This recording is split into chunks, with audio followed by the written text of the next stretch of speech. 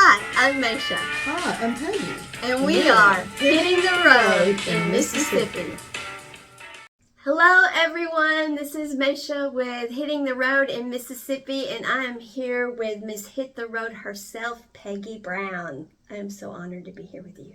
Thanks, Meshea. I'm honored to be here with you. We actually hit the road this week, folks.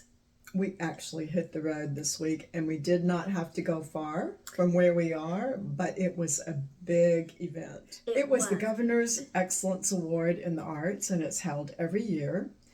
And it was down at the Civil Rights Museum. That's where the two museums in Mississippi, that's where it was held.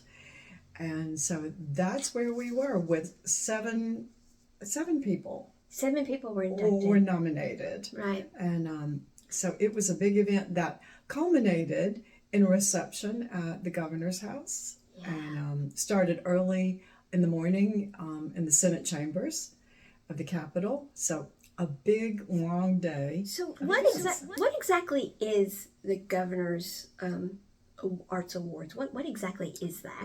The Governor's Excellence Award in the Arts. Okay. As I was saying, it's an every year process, and people from all walks of art life in Mississippi are nominated.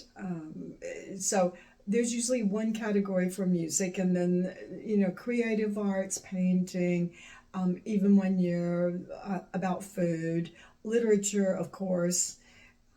And so all the arts in Mississippi are covered. And this is put on by the Mississippi Arts Commission.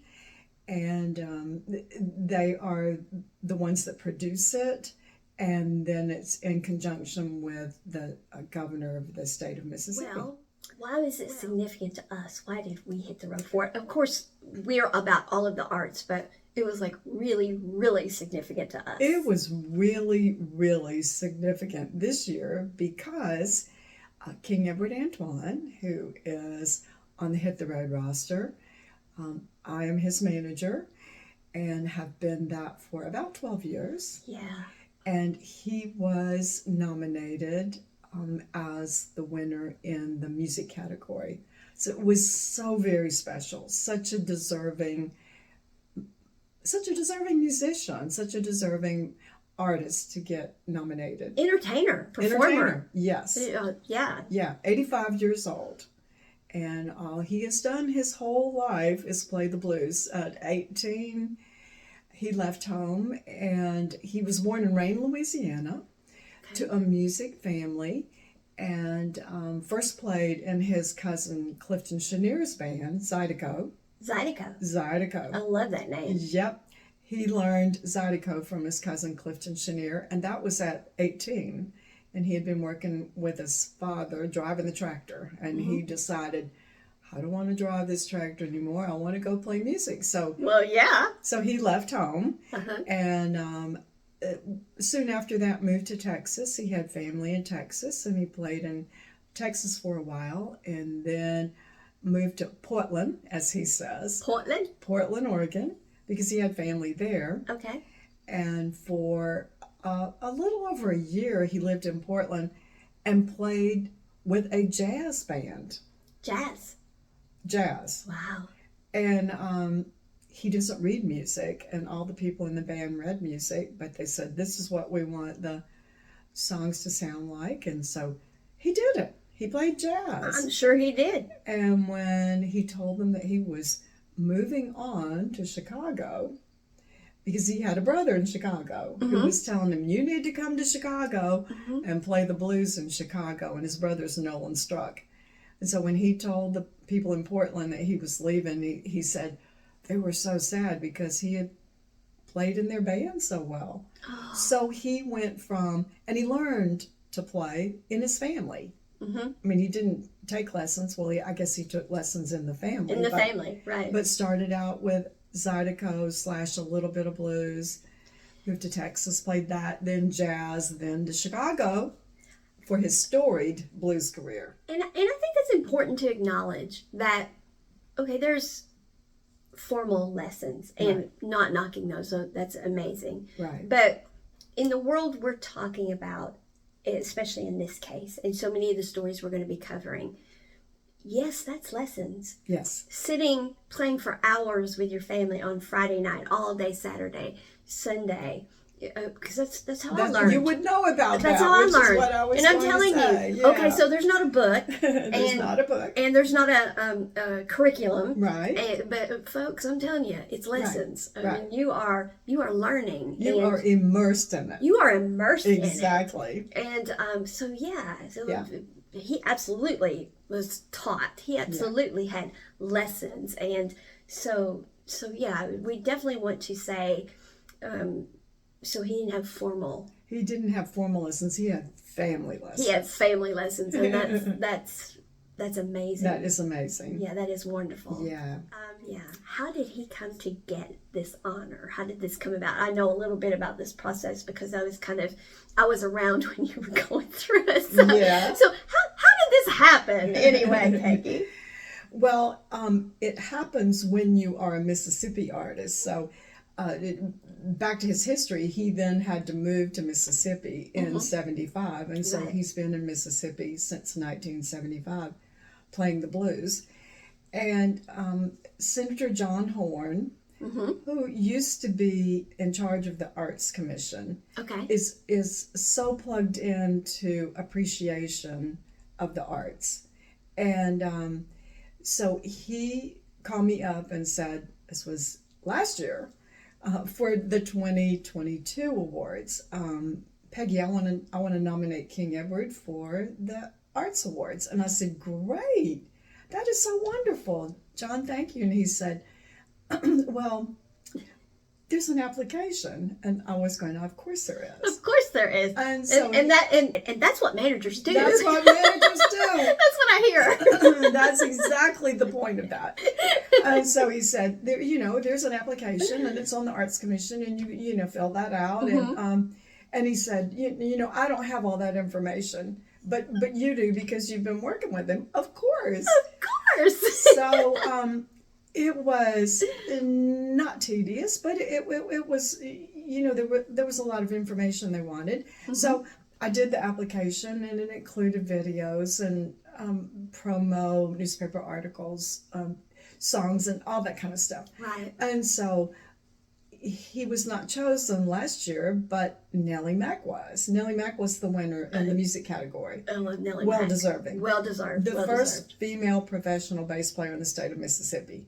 And she's still going at it. Yes. And she's not as old as King Edward, but so she won last year, which was a wonderful award for her to win. Okay, so then this year it crops up. It's 2023 Governor's Arts Awards.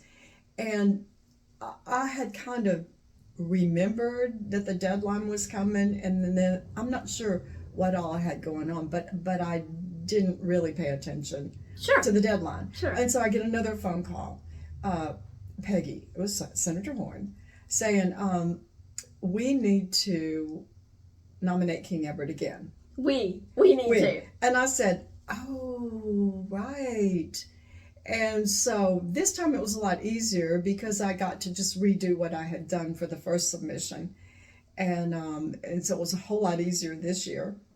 And then, lo and behold, King Edward was chosen by the juried, and there was a jury of 4 people who go through all the nominations. And there are, as you can well imagine, so many nominations in each of the categories because all of the creativity and art and music that comes out of Mississippi. In Mississippi. And so, yes. So this year they had 7 because there's so many people that need to be recognized. Right. So anyway, we submitted King Edward and he was chosen. Of course. And I got to explain to him that he was chosen, and I'm not sure I did a real good job of explaining it initially.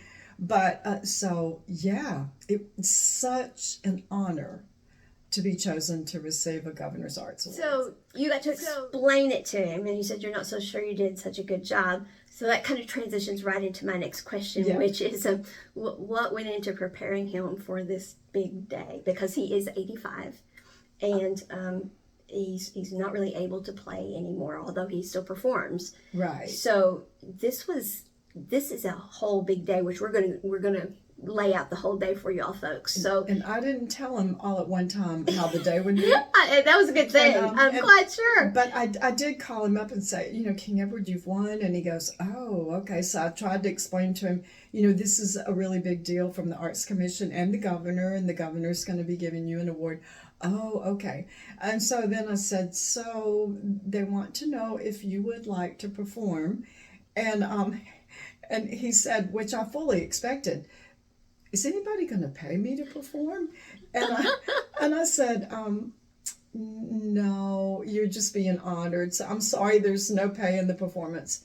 Okay. Well, he was okay with that. I mean, he just asked, which is what he would do, because this is all he's done his whole life. He's never had another job other than being a blues musician.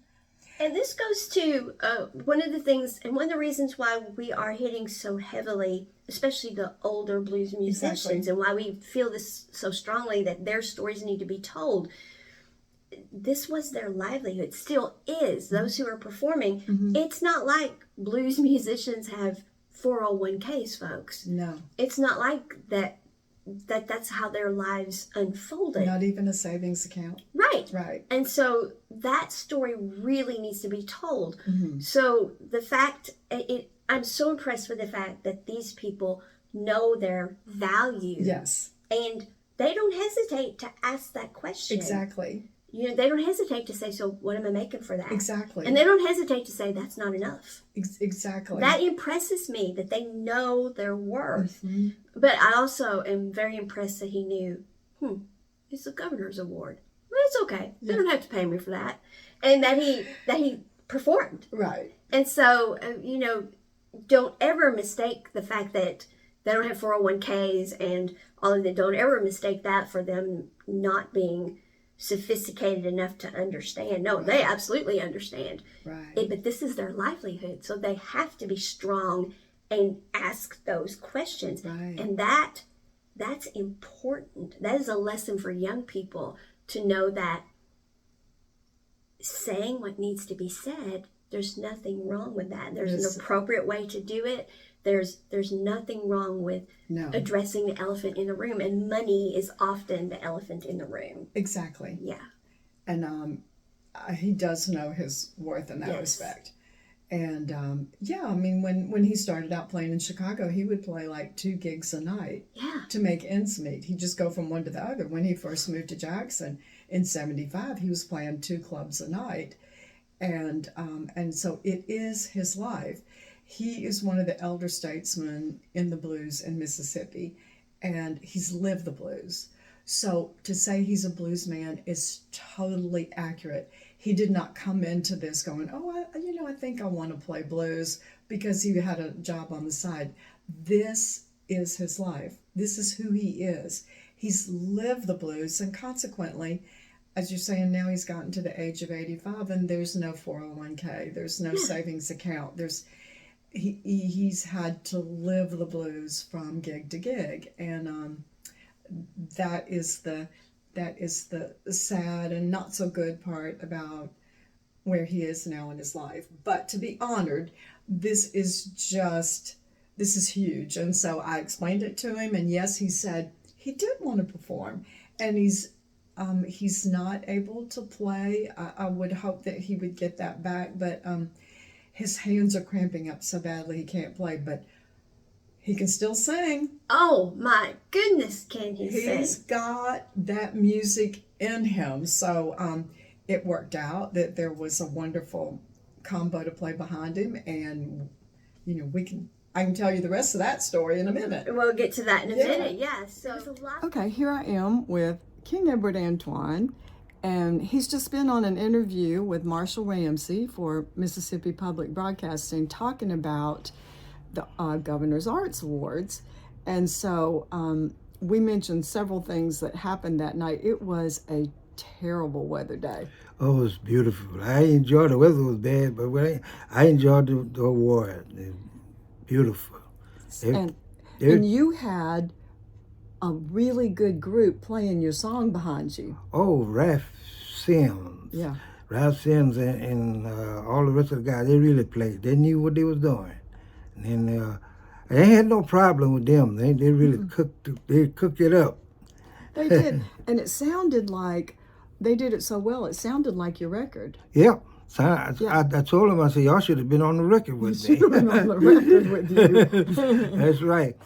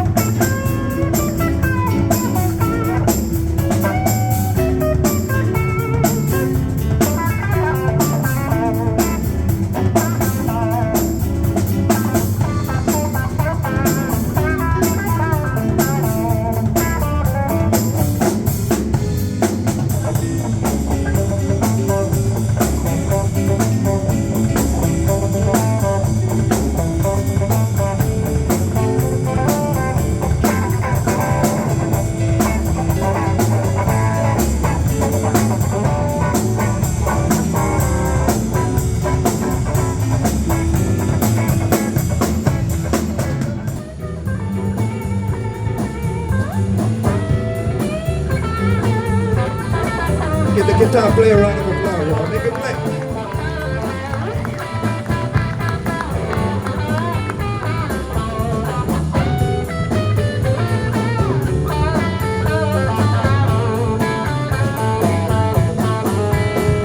You only come home right now to me. I'll be waiting at home, waiting on you. And you're bring your pretty self home. Bring your pretty self home. The prettiest thing I always see. I buy your Cadillac car in a diamond ring. If you only bring your pretty self home, your pretty self home. Bring your pretty self home. Bring your pretty self home. Gonna be all right. All right. Thank you for joining us, and you can reach out to us at this email address, htrprb@gmail.com. We'd love to hear any ideas you might have about what we're doing, or any suggestions about where we might go or someone we might interview. As we are hitting the road in Mississippi.